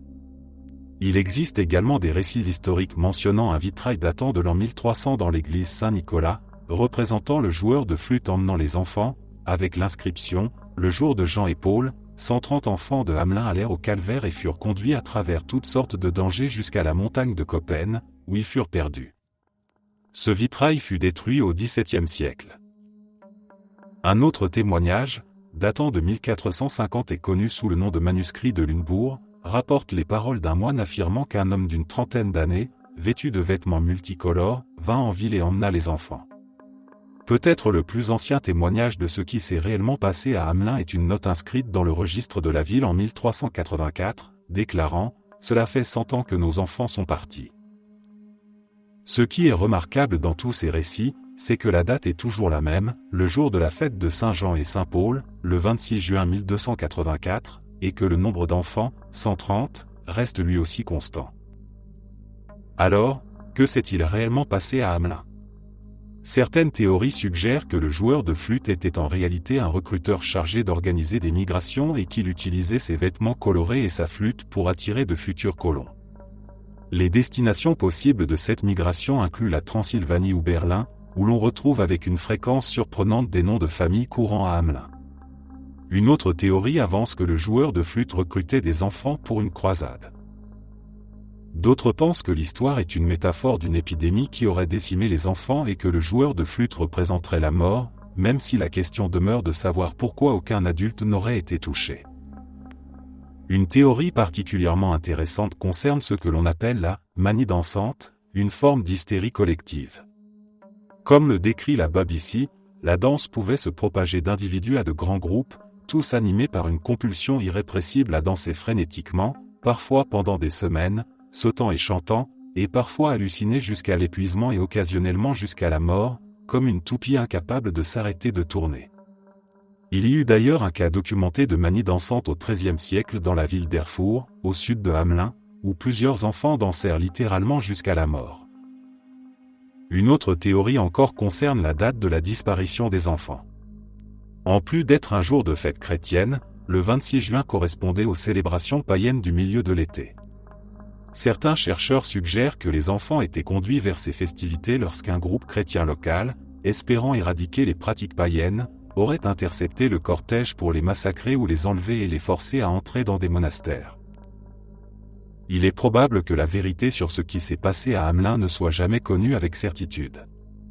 Ce qui est certain, en revanche, c'est que le joueur de flûte, quel qu'il ait été ou quoi qu'il ait représenté, a eu un impact sur le monde bien plus grand que ce que quiconque aurait pu imaginer à l'époque.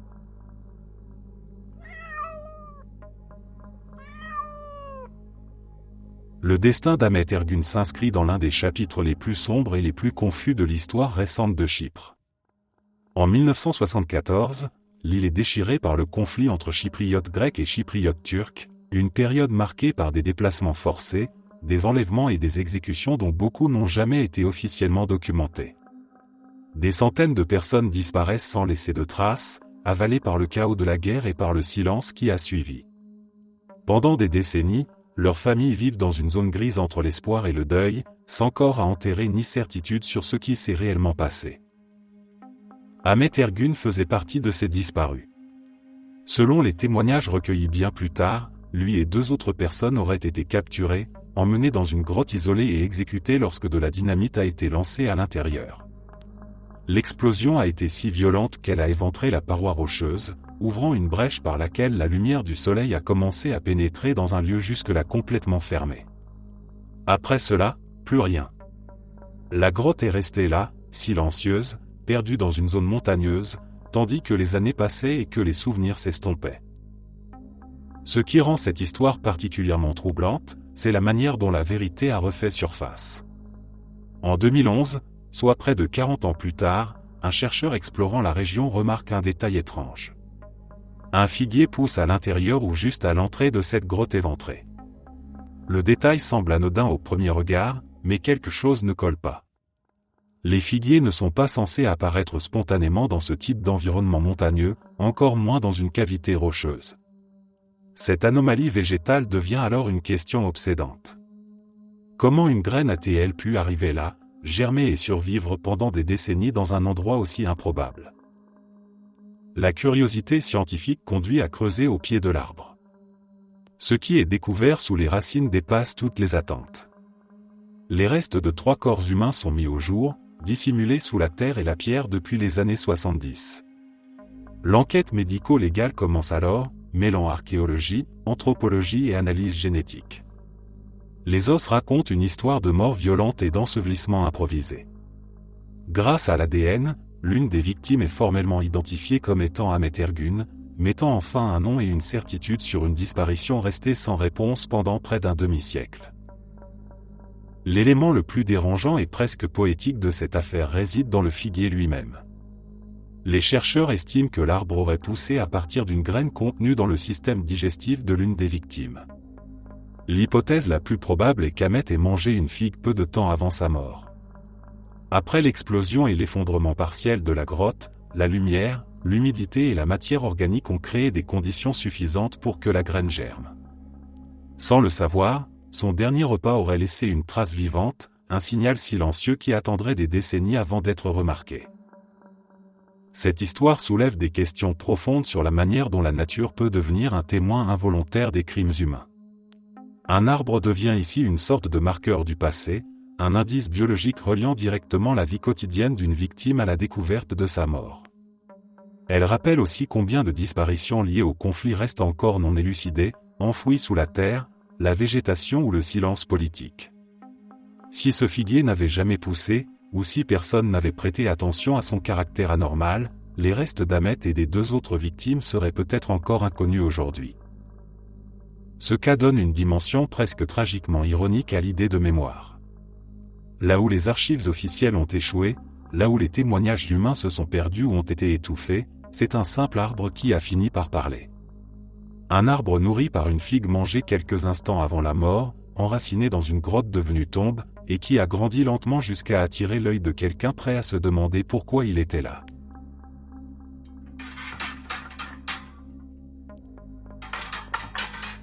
En 2009, Ryan Hamon, âgé de 5 ans, faisait des cauchemars récurrents. Il allait dans la chambre de sa mère et lui disait en pleurant « J'étais quelqu'un d'autre avant ». L'enfant expliquait à sa mère qu'il voulait rentrer chez lui à Hollywood. Il racontait des histoires très imagées dans lesquelles il disait avoir rencontré Rita Hayworth, voyagé à l'étranger, dansé à Broadway et vécu dans une rue dont le nom contenait le mot rock.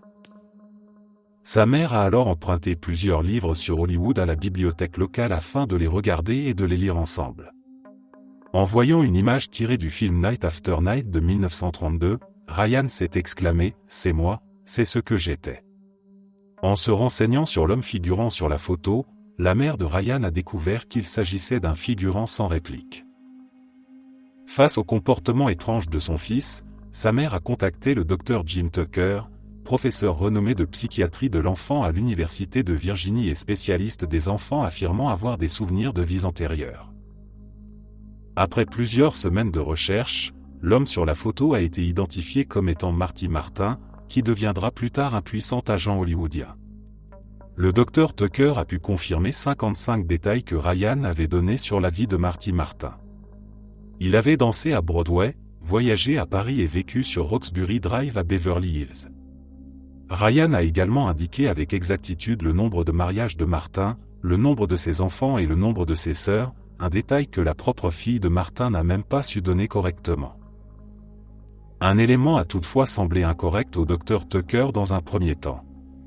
Ryan ne comprenait pas pourquoi Dieu vous laisserait vivre jusqu'à 61 ans pour ensuite vous faire revenir sous la forme d'un bébé.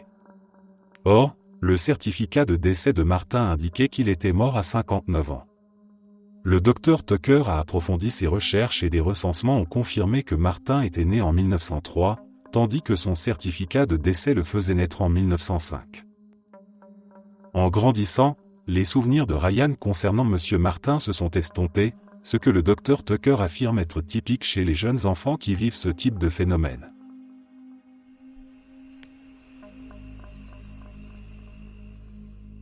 C'est une affaire qui m'intrigue depuis la première fois que j'en ai entendu parler, parce qu'elle est tout simplement bizarre et cynique d'une certaine manière. Mateusz Kawecki est un homme polonais de 30 ans originaire d'un petit village appelé Utkow, dans le sud-est de la Pologne. Il travaille comme ouvrier du bâtiment à Hanovre, en Allemagne, depuis environ 5 ans et vit avec son père, qui travaille lui aussi à Hanovre.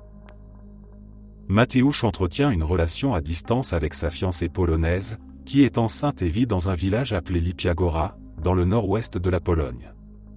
Alors que sa fiancée est sur le point d'accoucher, Mateusz prend la route après le travail vers 23h30 le 28 mars 2018, au volant de sa BMW 525 de 1998, pour aller de Hanovre en Allemagne à Lipia Góra en Pologne.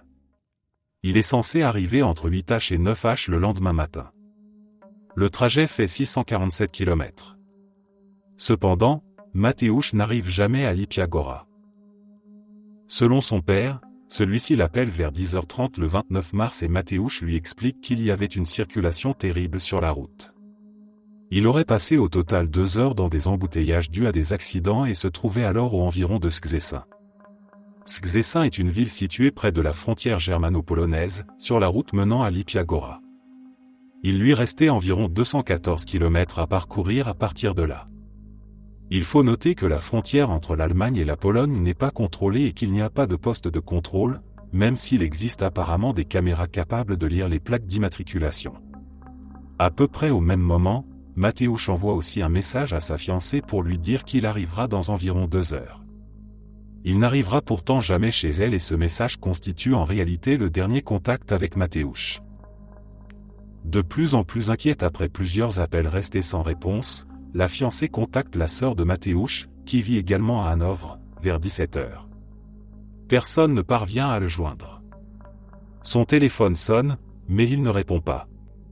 Plus tard dans la soirée, la mère de Mateusz se rend à la police, mais on la dissuade de déposer une plainte, lui disant qu'il est trop tôt et que Mateusz va probablement réapparaître.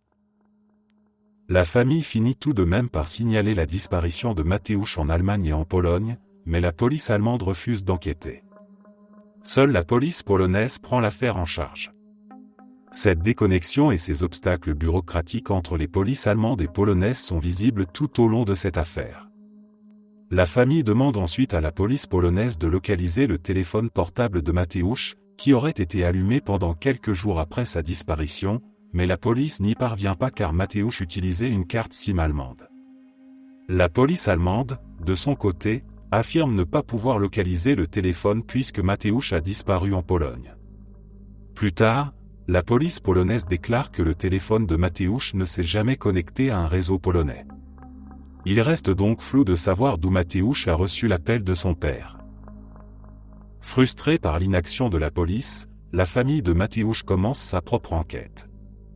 Elle parcourt l'intégralité du trajet, explore les rues secondaires, interroge le personnel des stations-service, demande l'accès aux vidéos de surveillance, se rend sur les marchés des villes proches de la frontière avec la photo de Mateusz et colle des affiches à son effigie. Malheureusement, aucun nouvel indice n'apparaît pendant les 6 mois suivants et il semble que Mateusz, ainsi que sa voiture, se soient tout simplement volatilisés.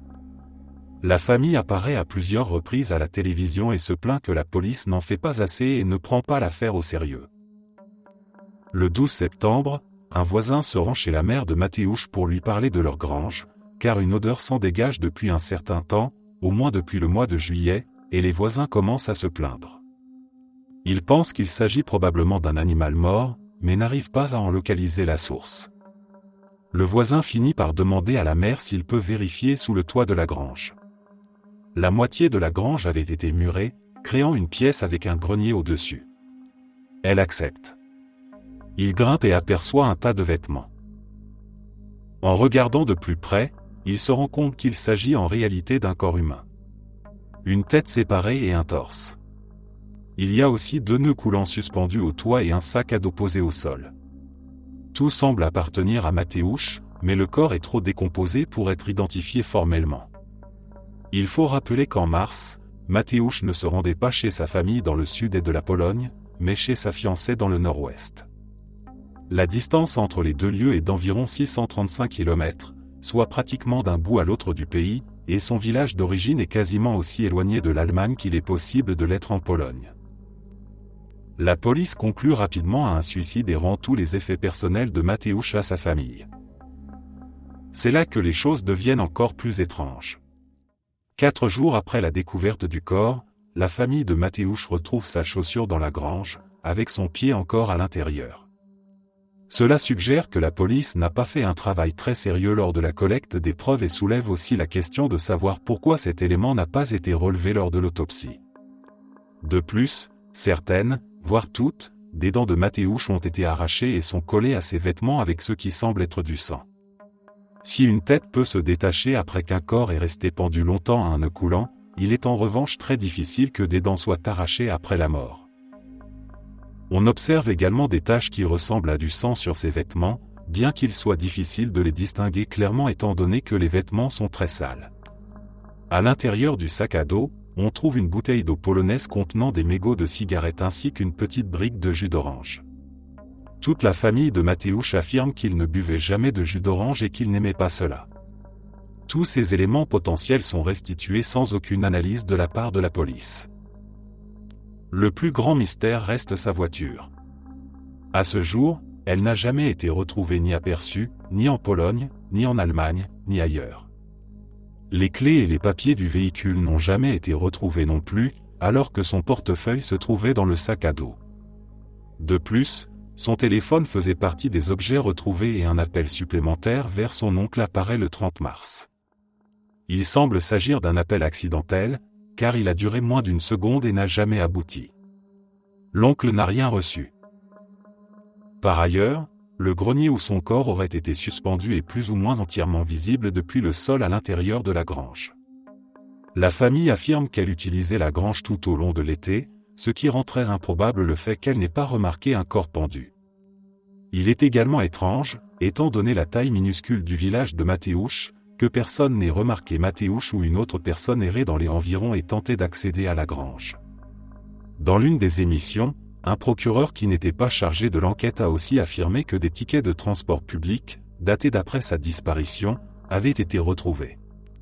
Il a ensuite été précisé qu'il s'agissait de tickets de transport public polonais et non allemands.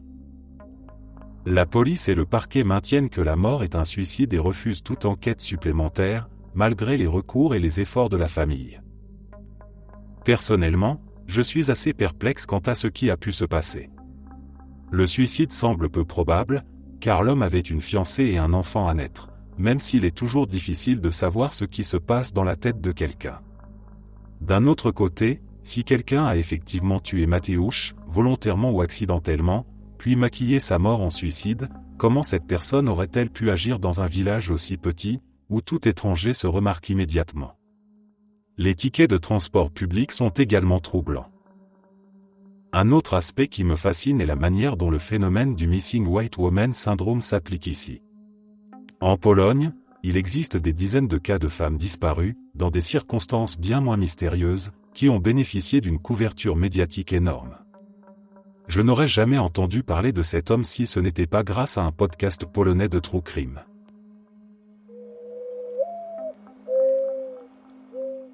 Au début du XXe siècle, Alfred Lowenstein était solidement établi comme l'un des financiers les plus puissants du monde. Il avait fait une immense fortune en agissant comme intermédiaire entre diverses industries et le système financier. Il avait également investi dans de nombreuses entreprises à travers l'Europe et figurait parmi les pionniers du concept de société holding. L'histoire commence dans la soirée du 4 juillet 1928.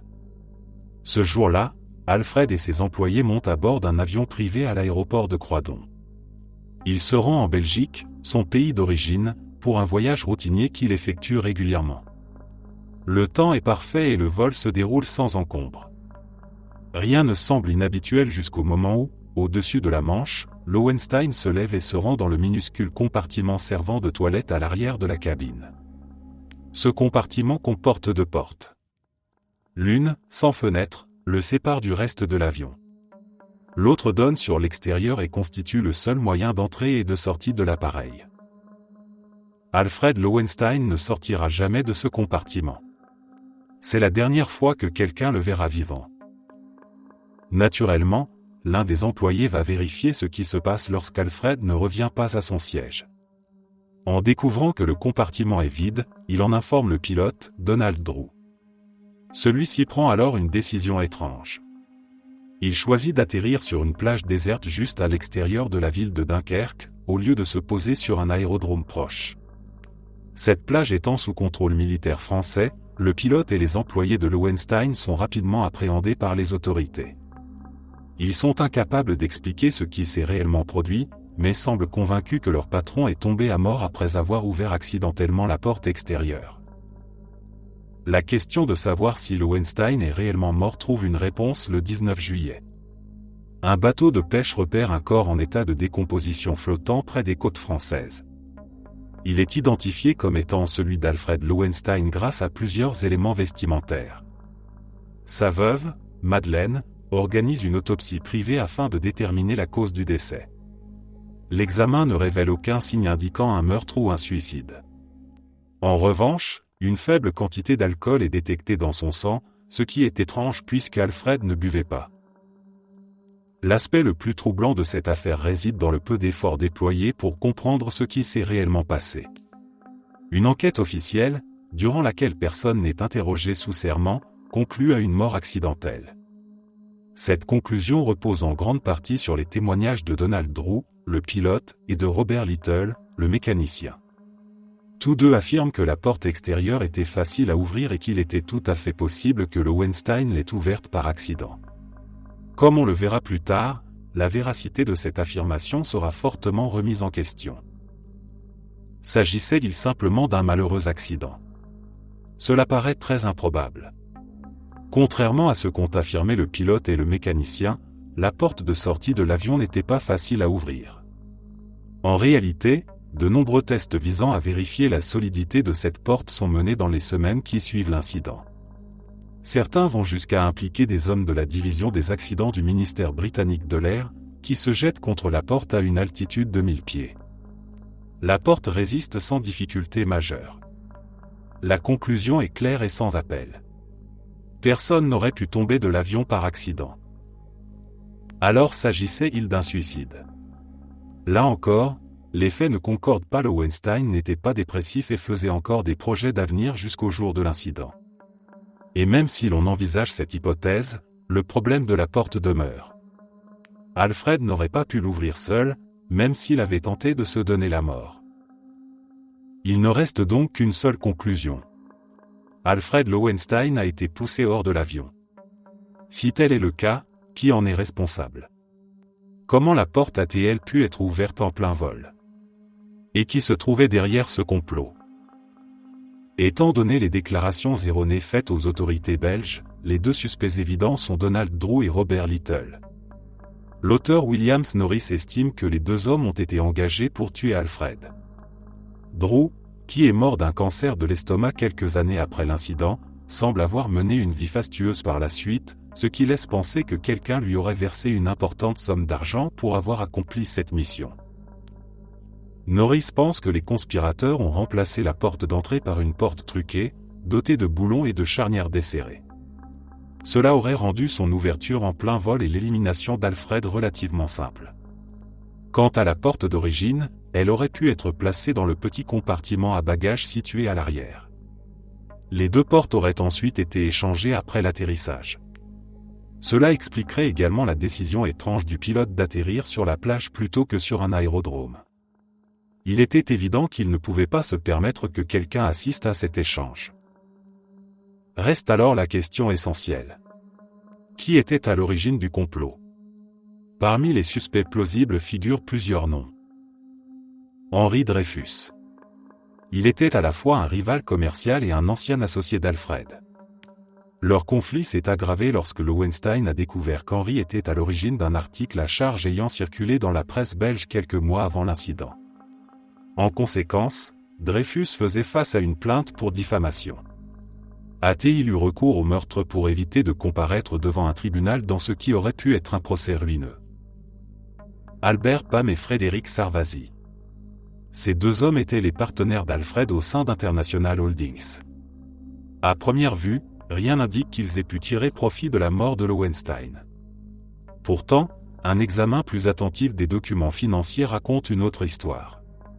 En effet, l'action d'International Holdings s'envole dans les semaines suivant l'incident grâce à un bénéfice mystérieux de 13 millions de dollars apparu de nulle part. Williams Norris mène son enquête et découvre que cette somme correspond de manière troublante à plusieurs polices d'assurance anonymes souscrites sur la vie de Lowenstein peu de temps avant l'incident. Bien que Williams Norris ait accompli un travail remarquable pour reconstituer cette affaire, de nombreuses questions demeurent sans réponse. Le corps retrouvé flottant dans la Manche était-il réellement celui d'Alfred Lowenstein?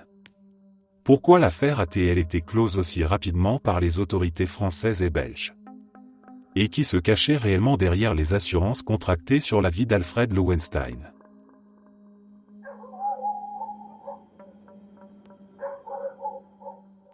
Les Erztal sont des tunnels disséminés à travers l'Europe. Environ 2000 ont été découverts sur le continent, la plus grande concentration se trouvant en Allemagne, et plus précisément en Bavière, ainsi qu'en Autriche. Il existe plusieurs types d'Erztal présentant des structures distinctes, mais la majorité d'entre eux partagent un certain nombre de caractéristiques communes. Les tunnels sont extrêmement étroits, environ 60 cm de large, et peu élevés, entre 1 mètre et 1,40 m de hauteur. Un grand nombre de tunnels comportent ce que l'on appelle un glissement, c'est-à-dire un passage où le tunnel se rétrécit encore davantage en descendant vers un niveau plus profond. Ces passages sont impossibles à franchir pour des personnes peu agiles ou en surpoids. Ces glissements sont importants à mentionner, car certains Erztal sont très complexes, avec plusieurs niveaux comparables à ceux d'un métro moderne, comprenant différentes chambres et de nombreux tunnels secondaires. Un seul point d'entrée existe pour ces réseaux, et celui-ci est souvent dissimulé d'une manière ou d'une autre. Le plus long de ces tunnels mesure environ 50 mètres. Dans la plupart des cas, on trouve à l'extrémité une pièce plus large, où une sorte de banc est taillé dans l'une des parois. Les tunnels ont une forme globalement ovale. On les retrouve un peu partout. Certains sont situés juste à côté de cimetières, tandis que d'autres se trouvent apparemment au milieu des bois. L'un d'eux a même été découvert sous la cuisine d'une ferme. Comme mentionné plus haut, l'entrée de la plupart de ces tunnels n'est pas évidente, et dans certains cas elle est délibérément camouflée. L'un des moyens les plus simples pour un archéologue de déterminer la fonction d'un espace consiste à inventorier ce qui s'y trouve. C'est précisément là que l'on se heurte à une impasse. La plupart des tunnels sont totalement vides. De plus, rien n'indique que quoi que ce soit s'y soit jamais trouvé. Les Erztal ne présentent aucune trace de rail pour des wagonnets, aucun reste humain, ni déchets liés à la vie quotidienne. Des meules de moulin et un soc de charrue ont été découverts dans certains tunnels, mais ces cas sont extrêmement rares. Les preuves archéologiques sont si limitées qu'il est même difficile de déterminer avec précision la période de construction de ces tunnels. Du charbon de bois a été retrouvé dans quelques Erztal et a été daté entre environ 950 et la fin du XIIe siècle. Aucune source écrite ne mentionne les Erztal avant une période bien postérieure à leur construction. Les personnes qui les ont creusés n'ont laissé aucune trace expliquant leur motivation. Alors pourquoi existent-ils? Il semble que, lorsque les archéologues ne connaissent pas la réponse à une question, ils aient tendance à lui attribuer une signification religieuse. Malheureusement, cette explication ne fonctionne pas vraiment ici. À cette époque, la Bavière et l'Autriche étaient déjà largement christianisées, et les autorités ecclésiastiques disposaient d'une forte tradition d'écriture. Il paraît logique que, s'il s'agissait d'une pratique chrétienne, il en existerait une trace écrite. On pourrait également imaginer l'existence de quelques irréductibles souhaitant conserver le culte des anciens dieux et contraints de pratiquer en secret. Si tel avait été le cas, on s'attendrait à trouver des reliques, des icônes ou d'autres artefacts dans les tunnels, ce qui fait cruellement défaut. Une autre théorie avancée est celle d'un usage défensif. Lorsqu'un groupe de pillards attaquait un village, les habitants auraient pu se réfugier dans les tunnels et en ressortir une fois la menace écartée. Cette hypothèse pose cependant plusieurs problèmes. D'après ce que l'on sait, ces tunnels ne disposaient que d'une seule entrée, ce qui signifie que 6 réfugiés revenaient à s'enfermer dans une tombe élaborée sans possibilité de fuite. De plus, l'oxygène y est très limité, ce qui rend une dissimulation prolongée peu viable. Il est théorisé que les glissements servaient à piéger l'air à différents niveaux, permettant de descendre plus bas lorsque la respiration devenait difficile. Cela aurait certes prolongé le temps de survie, mais pas indéfiniment. Cela dit, il convient de rappeler que les êtres humains sont parfaitement capables de prendre de mauvaises décisions. Même si ce système ne constituait pas la meilleure défense, on peut imaginer que certains aient pu en être convaincus. D'autant plus que ces structures n'ont pas perduré indéfiniment, mais seulement quelques siècles.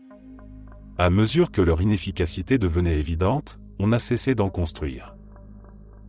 La théorie suivante est d'ordre religieux, mais relève davantage du spirituel. Il faut imaginer les glissements comme des canaux de naissance cérémoniels.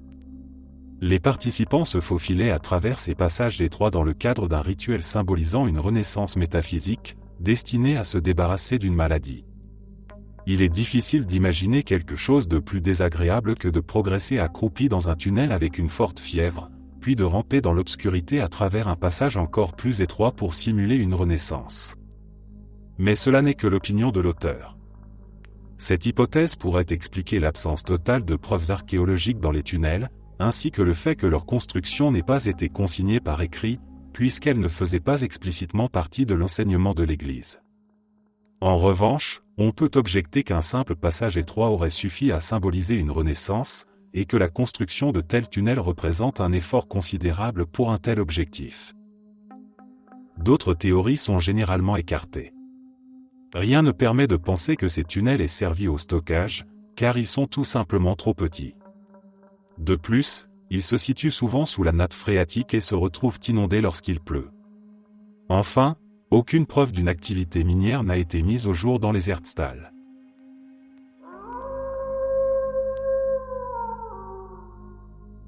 Au milieu des années 1970, une série de témoignages inhabituels commence à émerger dans le sud du Texas, une région pourtant familière avec la faune locale et les phénomènes naturels étranges. Des habitants de zones rurales comme de petites villes affirment avoir vu une créature volante qui ne correspond à aucun oiseau connu de la région.